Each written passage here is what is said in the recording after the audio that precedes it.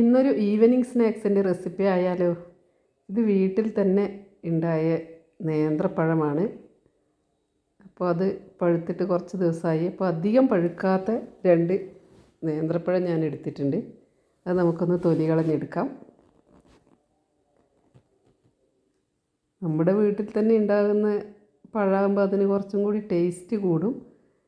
അപ്പോൾ ഈ പഴം തന്നെ തിന്ന് മടുക്കുന്ന സമയത്ത് ഈ പഴം വെച്ച് വേറെ എന്തെങ്കിലും ഒന്ന് ഉണ്ടാക്കി നോക്കാമെന്ന് വിചാരിക്കും.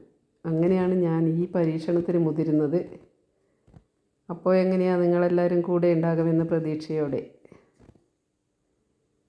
ഞാനൊരു പാത്രത്തിലേക്ക് കുറച്ച് മഞ്ഞളും ഉപ്പും കൂടി ചേർത്ത് കൊടുക്കുന്നുണ്ട്. എന്നിട്ട് നമ്മുടെ ഈ കട്ടർ എടുത്തിട്ട് ഇതിലേക്ക് വെച്ചിട്ട് ഇങ്ങനെ നൈസായിട്ട് ഇതുപോലെ ചെറിയ വണ്ണം കുറഞ്ഞ് നമുക്കിത് അരിഞ്ഞെടുക്കാം. അപ്പോൾ ഈ ഉപ്പും മഞ്ഞളും മിക്സ് ചെയ്ത വെള്ളത്തിലേക്ക് ഇട്ട് കൊടുത്താൽ ഇത് ഒട്ടിപ്പിടിക്കാതെ വേഗം തന്നെ നമുക്ക് ഇതിൽ നിന്ന് കോരിയെടുക്കാൻ പറ്റും. അപ്പോൾ ഞാൻ 2 പഴം ഇതുപോലെ സ്ലൈസാക്കി എടുത്തു. ഇനി ഇത് നമുക്ക് വെള്ളം ഇല്ലാതെ തന്നെ ഒരു അരിപ്പ കയ്യിൽ കൊണ്ട് വേറൊരു പാത്രത്തിലേക്ക് നമുക്ക് ഇട്ട് കൊടുക്കാം. ഇതിന് ആവശ്യത്തിന് അധികം ഉപ്പൊന്നും ഇട്ടിട്ടില്ല. പക്ഷേ നമ്മൾ ഇതിൻ്റെ കറയും ഈ വഴുവഴുപ്പും ഒക്കെ പോകാൻ വേണ്ടിയാണ് ഞാൻ ഇതിലേക്ക് ഇട്ട് കൊടുത്തത്. ഇപ്പോഴും നിങ്ങൾക്ക് മനസ്സിലായി കാണും ഇത് എന്താണ് തയ്യാറാക്കാൻ പോകുന്നതെന്നല്ലേ.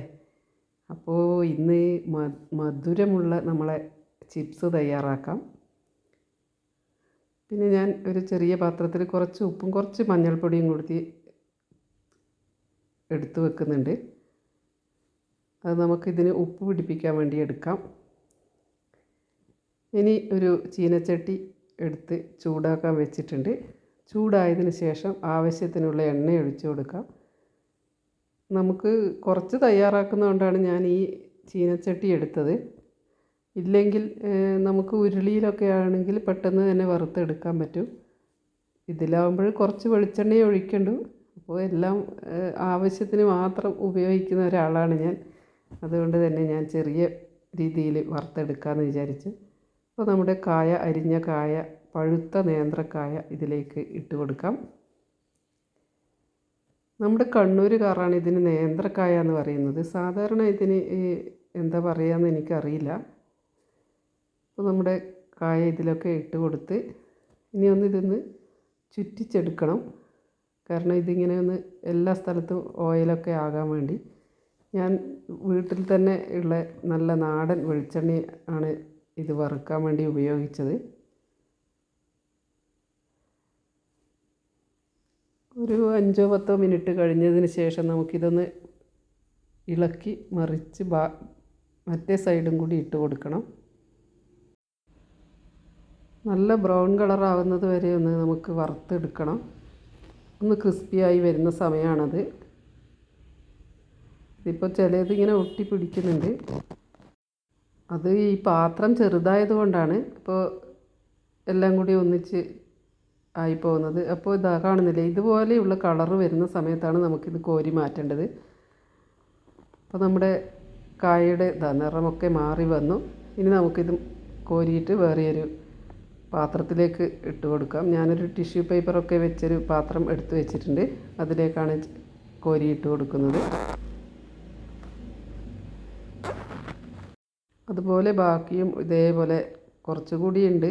ചെറിയ പാത്രം ആയതുകൊണ്ട് തന്നെ ഒരു 2-3 തവണയായിട്ടാണ് ഞാൻ ചെയ്തെടുക്കുന്നത്. നമ്മുടെ സാധാരണ കായ ചിപ്സിനേക്കാൾ കുറച്ചുകൂടി ടേസ്റ്റും എനിക്ക് ഇഷ്ടവുമാണിത്. അതുകൊണ്ടാണ് ഞാൻ ഒന്ന് തയ്യാറാക്കാമെന്ന് വിചാരിച്ചത്. അപ്പോൾ നിങ്ങൾക്കൊക്കെ ഇത് ഇഷ്ടമാണോ എന്ന് കമൻറ്റ് ചെയ്യൂ. ഇത് 2ാമത്തെ പ്രാവശ്യത്തേത് നമ്മൾ ആയിട്ട് കോരിയെടുത്തിട്ടുണ്ട്. എപ്പോഴെങ്കിലും ഇതുപോലെ പഴുത്ത നേന്ത്രക്കായ കൊണ്ട് നിങ്ങളും ഒന്ന് തയ്യാറാക്കി നോക്കണം. അപ്പോൾ ടേസ്റ്റ് ഇഷ്ടപ്പെടും. ഇത് കടകളിൽ നിന്നൊക്കെ വാങ്ങുമ്പോൾ നല്ല വിലയുണ്ട് ഈ പഴുത്ത കായയുടെ ചിപ്സിന്. അപ്പോൾ നമുക്ക് വീട്ടിൽ തന്നെ തയ്യാറാക്കാം. അപ്പോൾ ഞാൻ തയ്യാറാക്കി വെച്ചിട്ടുണ്ട്. ഇനി നമുക്ക് ഇടയ്ക്ക് ഓരോന്നെടുത്ത് കുറിക്കാം. അപ്പോൾ അടുത്ത വീഡിയോയുമായി വീണ്ടും വരാം.